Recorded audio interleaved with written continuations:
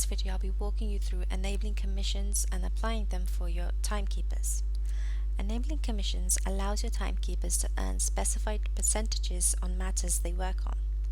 To set these commissions up, click on Account, Settings, and under the General tab, we have this checkbox that you want to make sure is enabled, Enable Commissions.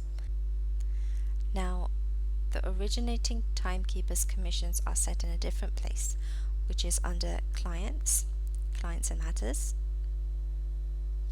the matter name, and the Originators tab. So here you can set the originating timekeeper, click Save.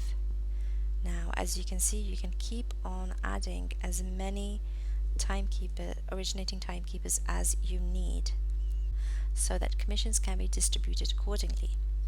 Administrators can specify a commission for each of the originating attorneys added against a matter.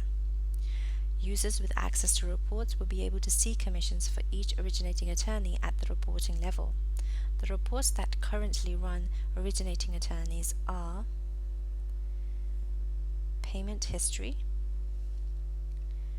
Invoices and WIP Aging, and the Revenue and Commissions Report.